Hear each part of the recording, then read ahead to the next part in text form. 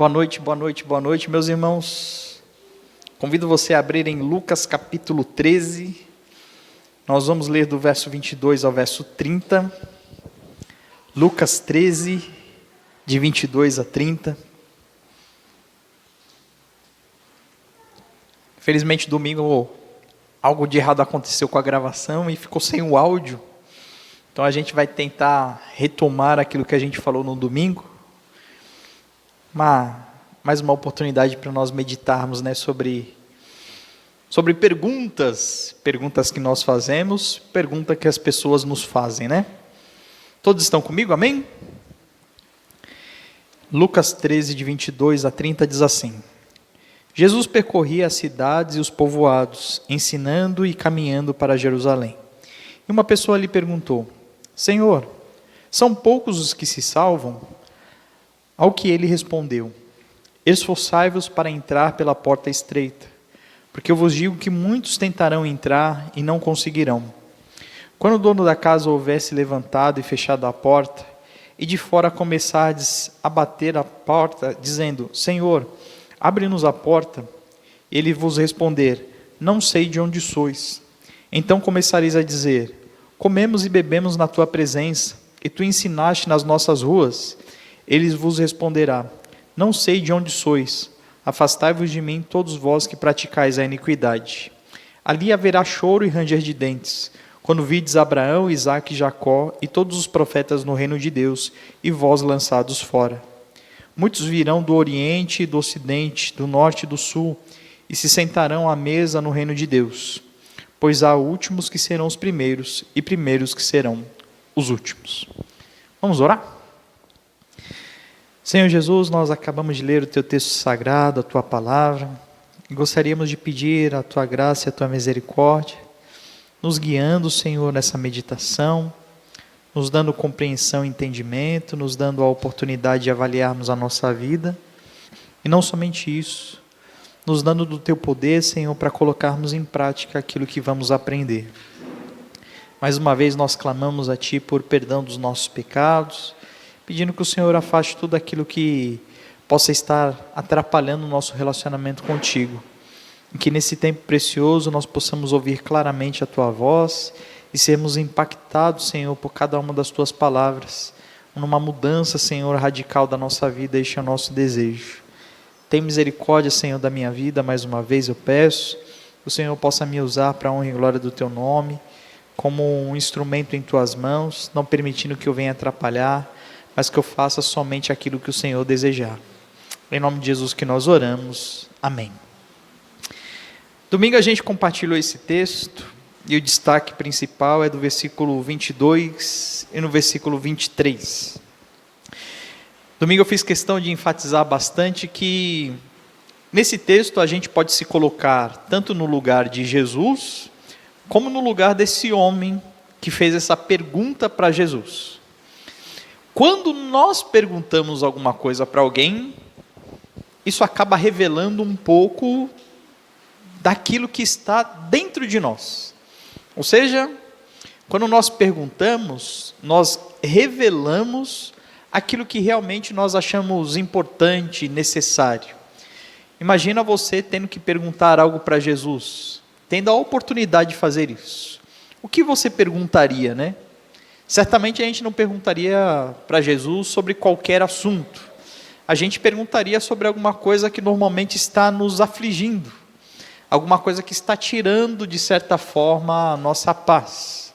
Alguma dúvida que fica atormentando o nosso coração. Alguma coisa que possa estar atrapalhando os nossos relacionamentos. Dentro dessa perspectiva, quando esse homem vem e pergunta para Jesus: Senhor, são poucos os que se salvam? Parece que esse homem estava com uma pergunta que estava ansiando ali no coração dele.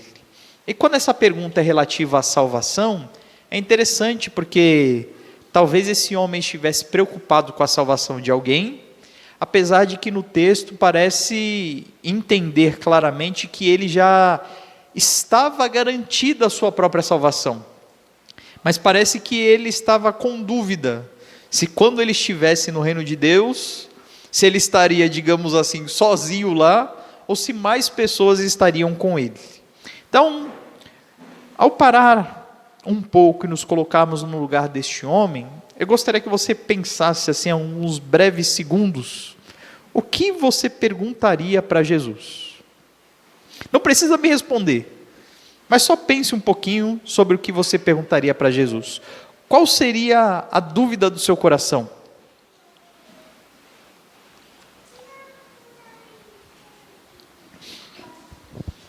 Ao me fazer essa pergunta em casa, duas coisas me vieram à mente, né? Uma é o anseio que eu tenho de estar com Cristo. Então, eu até falei isso no domingo, né? Eu perguntaria para Jesus: Senhor, o que eu quero saber realmente é quando o Senhor volta. Está perto, está longe? Eu falei até no domingo, falei assim, não precisa ser uma coisa assim tão exata, mas a gente fala só qual vai ser o dia e a hora, tá bom para mim. Eu gosto nos momentos de meditação, normalmente eu faço na sala de casa e eu gosto de olhar pela janela assim e ver o céu. E hoje o céu estava meio assim, cheio de nuvens, né? Mas de vez em quando abriu uma brecha assim de céu azul, e eu ficava naquela expectativa, né? Será que Jesus vem agora? Será que agora é a brecha que está abrindo para ele descer? Então cada um tem a sua ansiedade, né? A sua perspectiva ali do que perguntaria para Jesus. Certamente hoje eu perguntaria para Jesus em relação à salvação dos meus filhos. Se tem uma coisa que é meta para a minha vida é isso, né? Que os meus filhos sigam o caminho do Senhor e estejam comigo lá no céu. Quando a gente para verificar aquilo que a gente perguntaria para Jesus, a gente pode avaliar mais ou menos como é que está o nosso coração, né? Se a sua pergunta é vinculada a coisas materiais, talvez o seu coração esteja voltado para isso. Se a sua pergunta é voltada para aquilo que se limita a este mundo, talvez o seu coração esteja voltado para isso. Se a sua pergunta é sobre alguma dor emocional, alguma perda, talvez o seu coração esteja só voltado para isso. Então, quando a gente pergunta, é uma grande oportunidade de nós nos avaliarmos. A gente pode parar um pouquinho e falar assim, olha, eu sempre falo para as pessoas sobre isso, sobre oração. Para um pouquinho e começa a perceber como é que está a sua oração. Quando você ora, quais são os assuntos? Esses assuntos são os assuntos que você hoje fala com Jesus, não é isso? A gente, digamos assim, não tem Jesus em carne e osso do nosso lado para bater um papo com ele e fazer essa pergunta como esse homem fez. Mas na oração a gente faz isso, não faz? Então, para um pouquinho para pensar, como é que tem sido as suas últimas orações? Quais são os temas recorrentes? Daí você consegue identificar qual é a aflição do seu coração. Interessante porque esse homem vai e faz essa pergunta para Jesus, mas Jesus, na sua resposta, ele não vai falar diretamente sobre esse assunto da pergunta. Isso a gente vai ver no domingo, se o Senhor permitir. Até porque, muitas vezes, os nossos questionamentos e as nossas orações são sobre coisas que estão além do nosso alcance. São sobre coisas e sobre temas, sobre assuntos que a gente nem deveria estar tratando com Jesus, porque são secundários.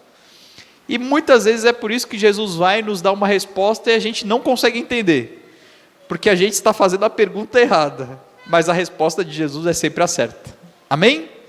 Então, pense sempre assim, suas perguntas para Jesus, suas orações para Jesus, elas devem ter alguma coisa recorrente.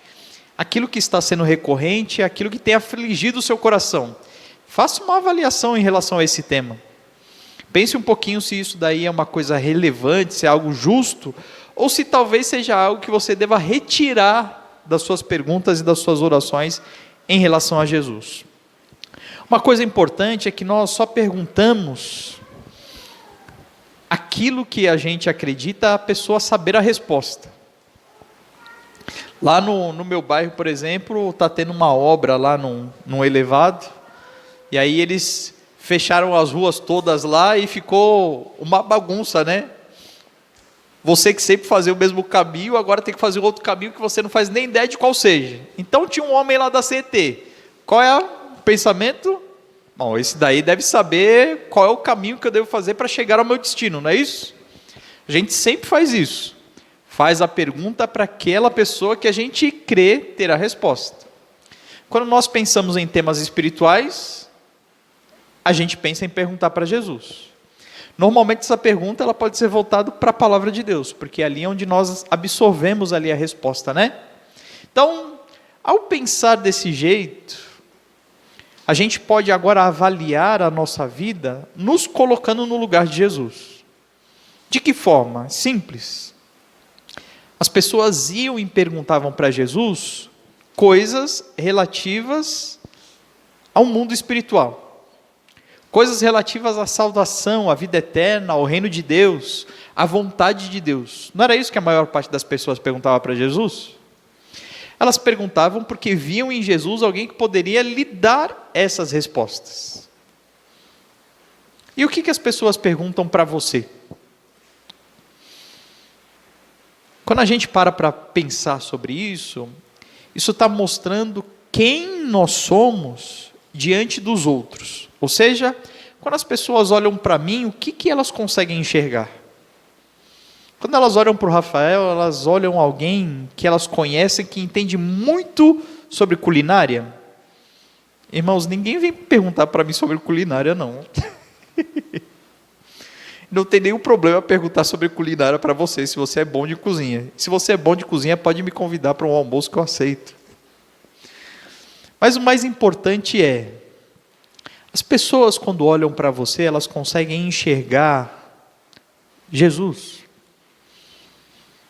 Quando as pessoas olham para você, elas conseguem olhar para você como alguém que pode ajudá-las em um momento de aflição? Que é o que tem acontecido nos nossos dias, não é? As pessoas elas andam tão desesperadas que elas estão pedindo socorro para todo e qualquer que se aproxima. Você é uma dessas pessoas que as pessoas identificam como alguém que pode auxiliar, alguém que pode dar um apoio, alguém que pode orar por elas?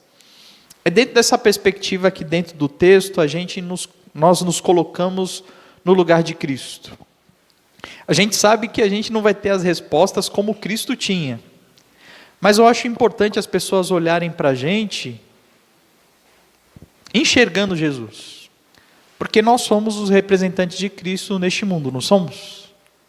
Então, quando a gente vem aqui ler o versículo 22 que diz: Jesus percorria as cidades e os povoados, ensinando e caminhando para Jerusalém. Irmãos, esse homem perguntou sobre um tema tão importante, específico e profundo que é a salvação, para Jesus, exatamente porque ele acreditava que Jesus sabia a resposta. Agora, hoje, nós somos os representantes de Jesus. Nós somos aqueles que têm percorrido as cidades, os povoados, e nós somos aqueles que vão ensinar as pessoas sobre a salvação. Amém? Adivinha para quem que as pessoas devem perguntar sobre salvação? Para nós mesmos. Então, dentro desse texto, eu gostaria que você sempre levasse para casa essas duas perguntas. No meu relacionamento com Jesus, o que eu tenho conversado com Ele, o que eu tenho perguntado para Ele, como é que tem sido as minhas orações? Isso vai fazer você avaliar o seu próprio coração. E depois você para um pouquinho para avaliar o que as pessoas vêm para falar com você, para perguntar para você, quais são os assuntos que as pessoas buscam você. E isso vai revelar quem é você pelo lado de fora, como as pessoas enxergam você. Se os assuntos são sempre voltados para a eternidade, louvado seja o nome do Senhor. As pessoas têm olhado para você como se estivessem enxergando Jesus. Agora, se é só em relação às coisas deste mundo, aí precisa de uma mudança de vida. Precisa de uma mudança de rumo, de comportamento, de palavra. As pessoas precisam olhar para você e enxergar em você alguém que pode aproximar elas de Deus, alguém que pode apresentar Jesus a elas. Amém? Dúvidas, irmãos?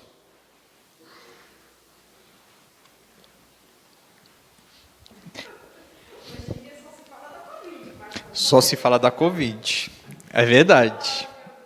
É verdade. É uma boa avaliação.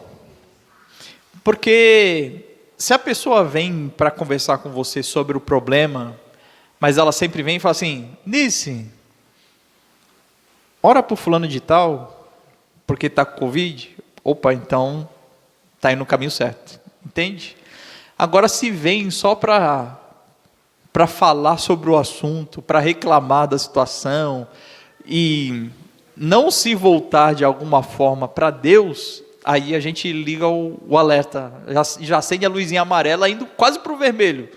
Opa, se as pessoas não têm visto em mim alguém em que elas podem buscar uma ajuda em Deus, opa, tem alguma coisa errada. Amém? Vou deixar uma pergunta para vocês pensarem até domingo. Vocês acham que serão poucos os salvos? É a pergunta que o homem fez para Jesus, né? Jesus vai dar a resposta dele na sequência. Mas para pensar, porque nesse período de tempo que a gente está, a gente tem visto tanta gente partindo, tem sendo um tempo tão difícil, né? Vocês acham que serão poucos aqueles que serão salvos? 144, a Drica já sabe até o número certo do salvo. Isso é heresia, irmã, heresia.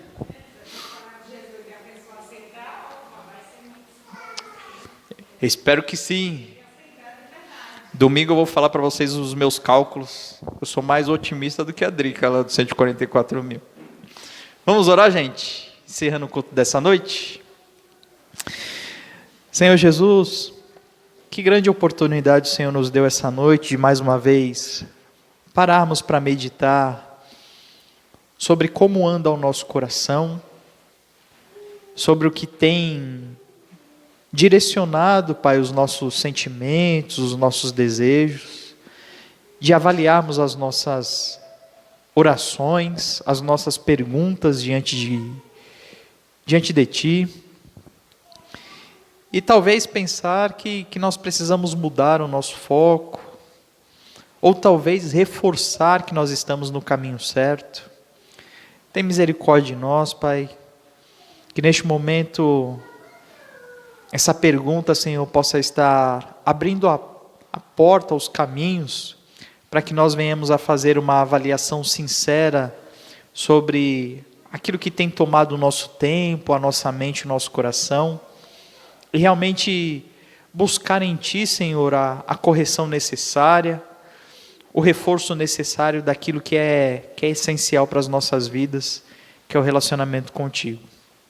E obrigado também porque essa noite nós tivemos a oportunidade de parar um pouco para pensar sobre como as pessoas nos enxergam, como as pessoas nos veem, quais são os assuntos que trazem pessoas a conversar conosco, quais são os temas recorrentes, Pai, e talvez chegar à conclusão de que a gente precisa de uma transformação ainda maior, Senhor, de que a gente precisa se parecer cada vez mais com Cristo, da necessidade das pessoas olharem para a gente e verem Jesus, porque nós somos os Teus representantes, porque somos nós que andamos, Senhor, pelas cidades aqui, pelos bairros, pelas ruas, porque somos nós que encontramos as pessoas, porque somos nós que devemos ensinar elas sobre salvação.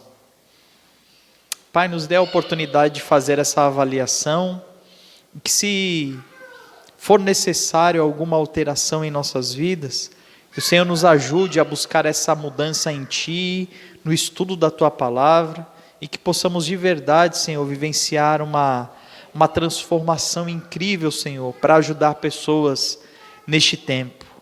Nós estamos vivendo um tempo tão complicado e difícil, de tanta aflição, de dor, de medo, que nós possamos ser os mensageiros da salvação, da paz, do amor e da misericórdia de Deus, e que as pessoas sempre vejam em nós a esperança de salvação em Cristo Jesus.